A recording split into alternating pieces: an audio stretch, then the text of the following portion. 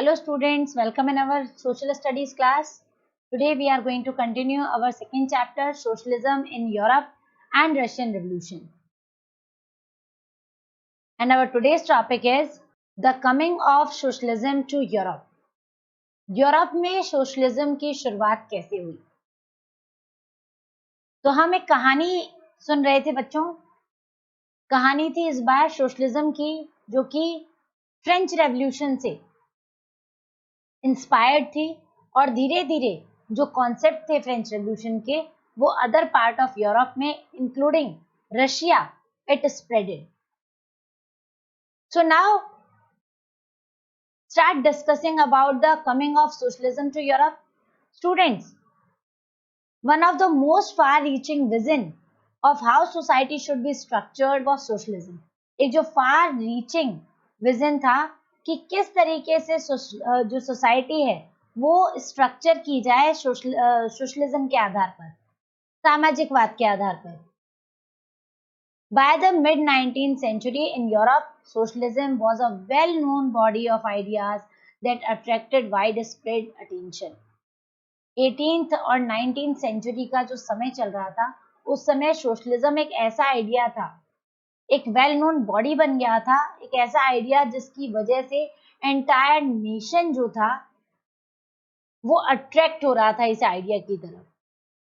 Now socialist were against private property and saw it as the root of all social ills of the time. Why? Because socialists thinking that private property system is not good for society. If the ownership of the property is having only in the individual hand, then the society, the development of society is not happen. So that's why they are just oppose this kind of ideas. It means individuals own the property that gave employment, but the proprietorship was concerned only with personal gain. Employment मिल रहा था अगर individual ownership था property पे तो, लेकिन इस system में सिर्फ गेन उसका होता था जिसके पास प्रॉपर्टी थी. सोसाइटी वेलफेयर को ध्यान नहीं रखा जाता था. इसीलिए सोशलिस्ट प्राइवेट प्रॉपर्टी आइडिया के खिलाफ थे. तो इस society as a whole rather than single individuals control property, more attention would be paid to collective social interest. और यही बात थी कि अगर प्रॉपर्टी का अधिकार सारी सोसाइटी का इक्वल हो तो इसका बेनिफिट भी सोशली सबको मिलेगा. तो socialist wanted this change and campaign for it. Right now one question arise here, how could a society without property operate? कोई भी सोसाइटी बिना प्रॉपर्टी के कैसे ऑपरेट हो सकती है? And what would be the basis of socialist society? और वो क्या बेसिस थे जिसके आधार पर सोशलिस्ट सोसाइटी बनाई जा सकती थी? Let us examine. Socialist and different vision of the future. Some believed in the idea of cooperatives. Socialist का जो विजन था फ्यूचर के लिए, उनमें से कुछ ऐसे सोशलिस्ट थे जो कोऑपरेटिव के आइडियाज को मानते थे, like Robert oven in 1771 to 1858. He is a leading English manufacturer and sought to build a cooperative community. And he gave the name of his community, cooperative community, a New Harmony in Indiana, USA. Other socialists felt that cooperatives could not be built on a wide scale only through individual initiative. देखिए बेटा, यहाँ पर डिफरेंशिएटिव ideas थे. एक व्यक्ति थे, English manufacturer थे, जिन्होंने कोऑपरेटिव कम्युनिटी की शुरुआत की और इन्होंने अपने कोऑपरेटिव कम्युनिटी को नाम दिया न्यू हार्मनी इन इंडियाना. लेकिन सबका थिंकिंग एक सा नहीं होता, यहाँ भी सिमिलरली वैसा ही था. So other socialists felt that cooperatives could not be built on a wide scale. जो अदर सोशलिस्ट थे वो क्या मान रहे थे कि कॉपरेटिव्स जो हैं वो वाइड स्केल पर बिल्ड नहीं किए जा सकते, ओनली थ्रू इंडिविजुअल इनिशिएटिव। किस तरह से नहीं किए जा सकते? सिर्फ इंडिविजुअल इनिशिएटिव के जरिए कॉपरेटिव्स को इतने वाइड रेंज पर एस्टैब्लिश करना पॉसिबल नहीं है। तो they demanded that government encourage cooperatives, और इसीलिए वो चाहते थे कि गवर्नमेंट जो है ऐसे कॉपरेटिव्स को एनकरेज करे। In France, for instance, Louis Blanc, the year in between 1813 to 1882, he wanted the government to encourage cooperative and replace capitalist enterprises. These cooperatives were to be association of people who produce goods together and divide the profits according to the work done by the members. France का ही example ले लीजिए। France में Louis blank ये चाहते थे कि France government जो है वो कोऑपरेटिव्स को एनकरेज करे, और किसको रिप्लेस करके? कैपिटलिस्ट एंटरप्राइजेस को रिप्लेस करके। और ये कोऑपरेटिव्स जो हैं ये एसोसिएशन होंगे उन लोगों के जो गुड्स प्रोड्यूस करते हैं, और इनके बीच में जो प्रॉफिट है वो भी इक्वली डिवाइड होगा। ठीक है। Later on a new kind of idea emerge. Karl Marx, a very great socialist reformer, and Friedrich Engel added other ideas to this body of argument. Marx argued that industrial society was capitalist. Capitalists owned the capital invested in factories, and the profit of capitalists was produced by the workers. Karl Marx ने एक नया idea सबके सामने रखा और कहा कि industrial society जो है वो कैपिटलिस्ट सोसाइटी है, और कैपिटलिस्ट जो हैं वो कैपिटल इन्वेस्ट करते हैं, उनका ओनरशिप होता है फैक्ट्रीज पर। तो जो भी प्रोडक्शन होता है उसका प्रॉफिट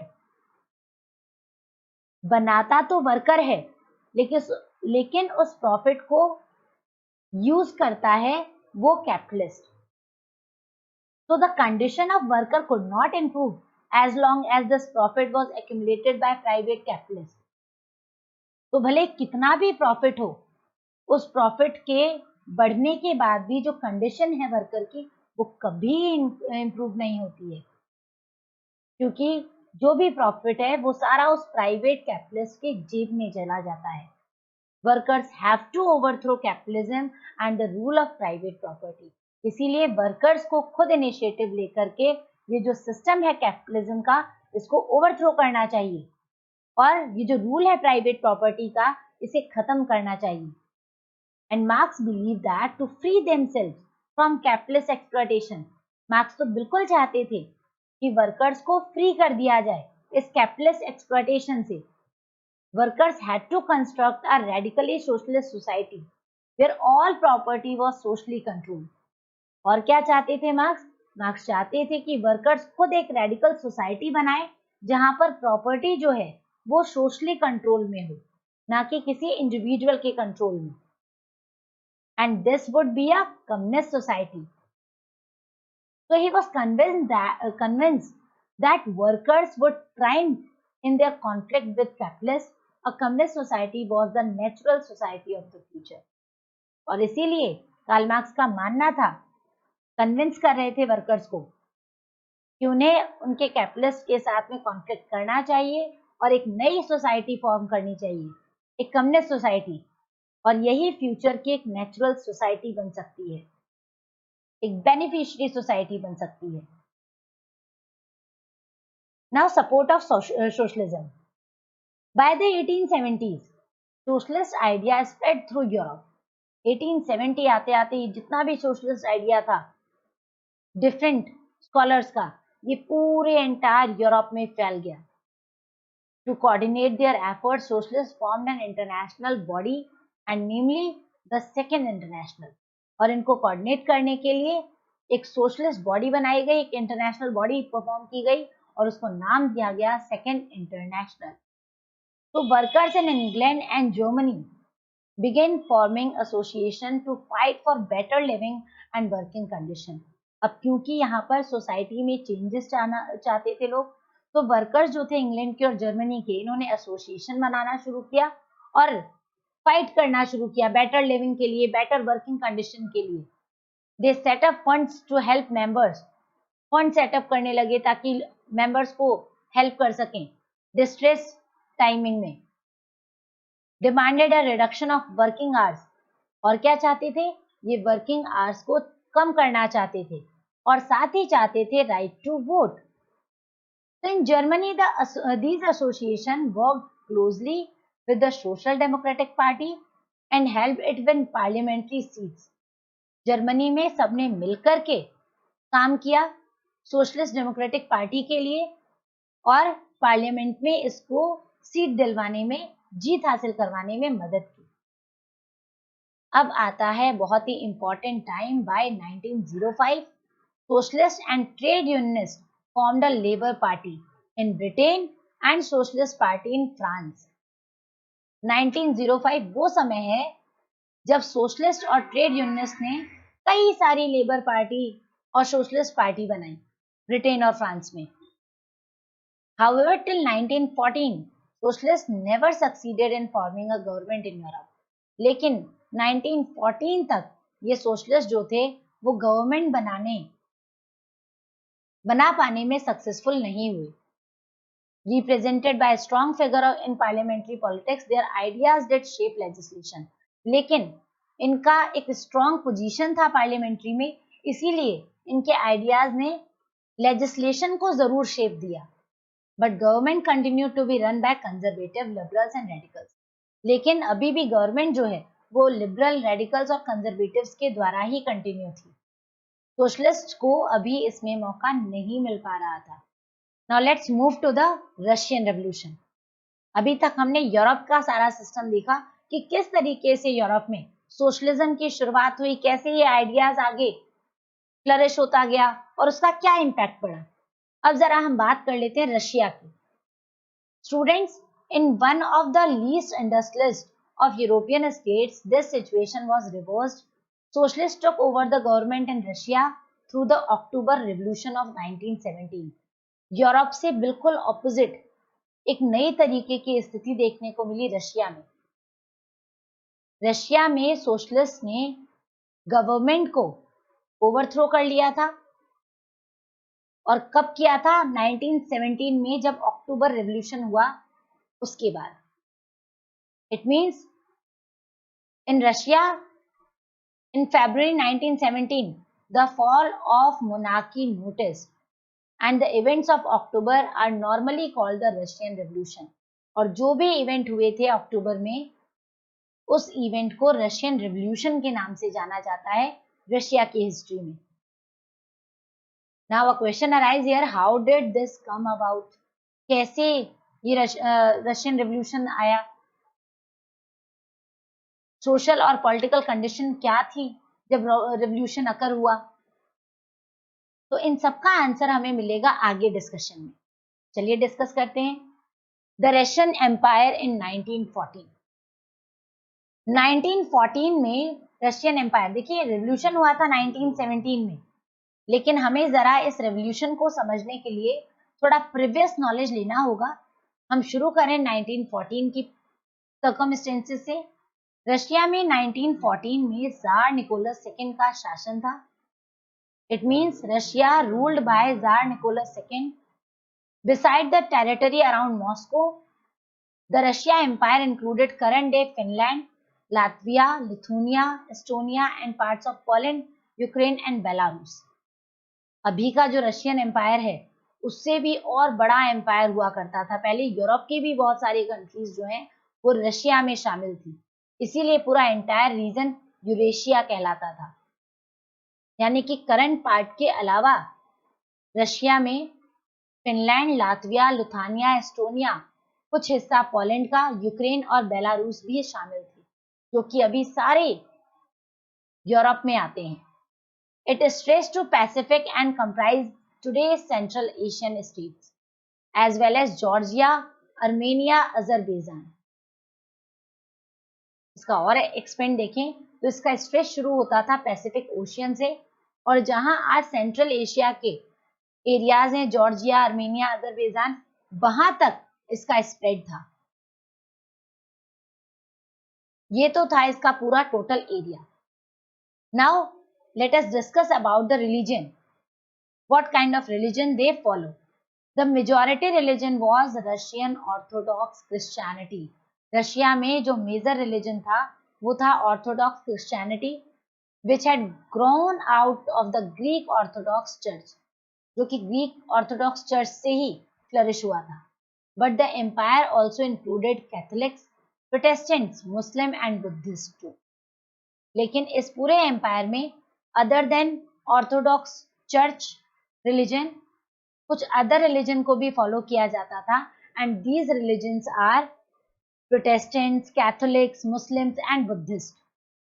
राइट, ये देखो एक्सपेंशन दे रखा है पूरा रशिया का. रशिया पूरा यूरोप वाले हिस्से में यहां तक फैला हुआ था, और अभी आप रशिया का मैप देखोगे तो ये थोड़ा डिफरेंट है.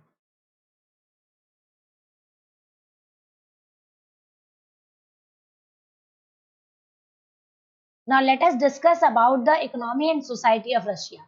At the beginning of the 20th century, the vast majority of Russian people were agriculturists. 20th century के शुरुआत तक ज्यादातर जो पॉपुलेशन कवर था एग्रीकल्चरल वर्क में इंगेज था, and nearly 85% Russian empire's population earned their living directly or indirectly from agriculture, and this proportion is quite very high other than European countries. So in France and Germany, the proportion was between 40 and 50%. It means the 85% Russians involved in the agricultural work, whereas in France and Germany, the proportion which engaged in the agricultural work is nearly 40 to 50%, which is quite differentiative from Russia. So in the empire, cultivators produced for the market as well as their own need, and Russia was a major exporter of grain at that time, and we are talking about the time 1914 and nearby. So industries was found in pockets at that time because most of the peoples are engaged in agricultural work. Only some prominent industrial areas were set up basically in St. Petersburg and Moscow. These are the two industrial area at that time. Craftsmen undertook much of the production, but large factories existed along with craft workshop. Student ज्यादा population cover agriculture work में engage था, तो उस समय बहुत छोटे हिस्सों में इंडस्ट्रियल एरियाज डेवलप थे, और बेसिकली वो एरिया सेंट पीटर्सबर्ग और मॉस्को थे, और ज्यादातर जो प्रोडक्शन होता था वो क्राफ्ट्समैन करते थे. लार्ज फैक्ट्रीज जो हैं वो क्राफ्ट शॉप्स के वर्कशॉप्स के आसपास हुआ करती, and even most of the factories was set up in the year 1890s when Russia's railway network was extended. क्योंकि रशिया का एरिया जो है काफी ब्रॉड है, तो रशिया में इंडस्ट्रियल डेवलपमेंट भी 1890 के बाद से शुरू हुआ, जब रशिया में रेलवे नेटवर्क एक्सटेंड हो गया, and foreign investment in industry increase. और धीरे धीरे अब रशिया का जो फॉरेन इन्वेस्टमेंट था इंडस्ट्रीज में वो बढ़ रहा था. Coal production doubled and iron and steel output quadrupled.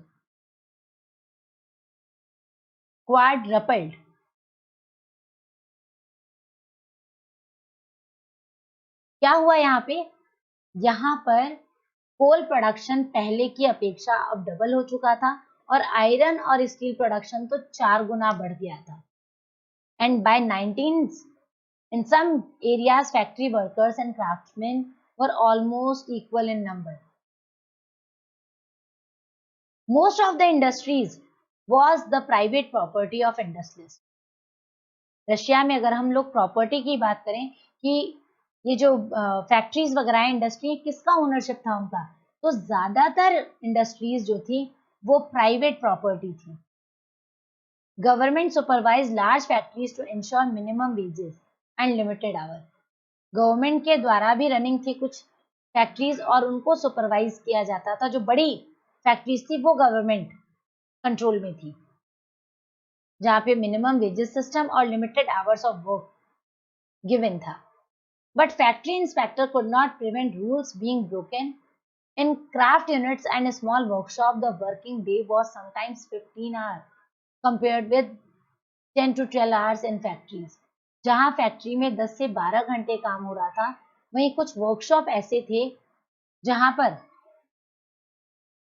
ज्यादा इंस्पेक्शन नहीं होता था और वहां वर्किंग आवर 15 आवर्स तक थे। So now workers were divided social group and some had strong links with the village from which they came. Others had settled in cities permanently. Workers were divided by skill. उस समय workers जो है कई social group में बटे हुए थे। बहुत सारे ऐसे वर्कर्स थे जिनके स्ट्रॉन्ग लिंक्स थे अपने विलेजेस से, जहां से वो आए थे। कुछ ऐसे थे जो शहर में परमानेंटली बस गए थे और स्किल्स के अकॉर्डिंग वर्कर्स को और भी क्लासिफाई किया जाता था। A metal worker of St. Petersburg recalled, metal workers considered themselves aristocrats among other workers and their occupation demanded more training and skill. उस समय सबसे सुपीरियर मेटल वर्कर्स को माना जाता था और ये जो मेटल वर्कर्स थे ये अपने आप को एरिस्टोक्रेट की तरह डील करवाते थे, अपने आप को सबसे सुपीरियर समझते थे। ऐसा क्यों था? क्योंकि उस समय ये जो ऑक्यूपेशन था मेटल वर्किंग का ये काफी डिमांडेड था और इसको करने के लिए लोगों में ट्रेनिंग और स्किल की बहुत रिक्वायरमेंट थी। तो हाई स्किल्ड जॉब होने के कारण इसकी बहुत ज्यादा डिमांड थी। Understood? Women made up 31% of the factory labour force by 1914, but they were paid less than man between half and 3/4 of women's wage. ऐसा नहीं था कि रशिया में वुमेन्स इन्वॉल्व नहीं थी, वुमेन्स भी लगभग 31% वुमेन फैक्ट्री वर्क करती थी 1914 के समय। लेकिन अगर इनके वेजेस को कंपेयर किया जाए मेल के वेजेस से तो इसमें काफी डिफरेंस था। हाफ और 1/3 ये अर्न करते थे। तो division among workers showed themself in dress and manners too. ना सिर्फ इकोनॉमिक वैल्यू के अकॉर्डिंग इनमें डिफरेंशिएशन था, बल्कि इन वर्कर्स में डिफरेंशिएशन इनके ड्रेसिव सेंस और मैनर्स से भी किया जा सकता है। Some workers formed association to help member in times of unemployment or financial hardship, but such association were very few. उस समय बहुत सारे वर्कर्स ने मिलकर के एसोसिएशन बनाने शुरू किए ताकि उन मेंबर्स को हेल्प हो सके जो अनएम्प्लॉय हो जाते हैं, जिन्हें फाइनेंशियल हार्डशिप करनी होती है, फाइनेंशियल क्राइसिस से गुजरना होता है। लेकिन ऐसे एसोसिएशन उस समय रशिया में बहुत कम थे। Only some number of association found at that time in Russia. So despite division, workers did unite to strike work when they disagreed with employers about dismissal or work condition. एक इतने सारे division में एक similarity ये थी कि workers उस समय बहुत ही यूनाइट थे। जब भी स्टॉप वर्क वाला सिचुएशन होता था, स्ट्राइक जिसे कहते हैं, उस समय सब एक हो जाते थे और काम नहीं करेंगे तब तक जब तक वर्क कंडीशन में चेंजेस ना आए, ऐसी डिमांड करते थे। तो these strikes took place frequently in textile industry during 1896-97 और इस तरीके की स्ट्राइक ज्यादातर 1896-97 में टेक्सटाइल इंडस्ट्रीज में नोटिस की गई। And later on this kind of disagreement noticed in metal industry during the year 1902. Students in the countryside, peasants cultivated most of the land, right? But the nobility, the crown and the Orthodox Church owned large properties. Like workers, peasants too were divided. They were also deeply religious. अगर हम लोग country side वाले area की बात करें कि Russia में country side वाला एरिया कैसा था, तो वो एरिया पेजेंट्स कल्टीवेट करते थे, लेकिन उस लैंड एरिया पर ओनरशिप नोबिलिटी का, क्राउन का और ऑर्थोडॉक्स चर्च का था. And workers peasants were too divided. They were also deeply religious. But except in a few cases, they had no respect for the nobility. लेकिन अगर कुछ cases को छोड़ दिया जाए तो ये वही लोग थे जिनको अब नोबिलिटी के लिए ज्यादा कोई रिस्पेक्ट नहीं बची थी, क्योंकि नोबिलिटी का जो वर्क था वो सोशल वेलफेयर जैसा नहीं था. So nobles got their power and position through their services to the tsar. इसीलिए जो नोबेल्स थे वो अपनी पावर और पोजीशन जार को सर्विस दे करके लेते थे. यानी कि उस समय जो नोबेल्स की पावर और पोजीशन थी वो लोकली लोगों को इम्प्रेस करके नहीं मिली होती थी, लोगों की चॉइसेस से नहीं मिलती थी, बल्कि जार निकोलस को इम्प्रेस करके मिलती थी. तो this was unlike France where during the French revolution in Brittany peasants respected nobles and fought for them. जबकि फ्रेंच रेवोल्यूशन में क्या था, उस समय जो पीजेंट्स थे वो नोबेल्स को रिस्पेक्ट करते थे और नोबेल्स के लिए, नोबेल्स जो थे पीजेंट्स के लिए लड़ाई लड़ रहे थे. In Russia peasants wanted the land of the nobles to be given to them. और क्यों ये डिफरेंस था, क्योंकि रशिया में पीजेंट्स चाहते थे कि नोबेल्स का लैंड उनसे लेकर के, और किसे लेकर के, नोबेल्स से लेकर के, और किसे दे दिया जाए, इन पीजेंट्स को दे दिया जाए. फ्रीक्वेंटली दे रिफ्यूज टू पे rent and even murdered landlords. और इसके लिए बहुत सारी अनफेयर मीन्स का यूज कर रहे थे. ये रेंट पे करने को मना कर रहे थे, लैंडलॉर्ड्स को मर्डर कर दिया करते थे. In 1902, this occurred a large scale in South Russia, and in 1905 such incident took place called all over Russia. 1902 में लार्ज स्केल पर साउथ रशिया में ऐसी हैपनिंग्स हुई, और 1905 में तो ये ऐसा इंसिडेंट पूरे इंटायर रशिया में फैल गया. Russian peasants were different from other European peasants in another way. They pooled there land together periodically.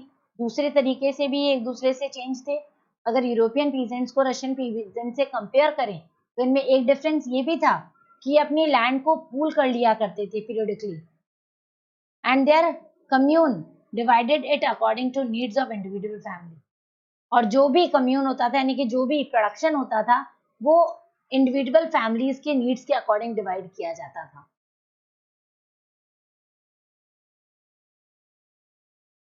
तो स्टूडेंट्स, आज के लिए इतना है.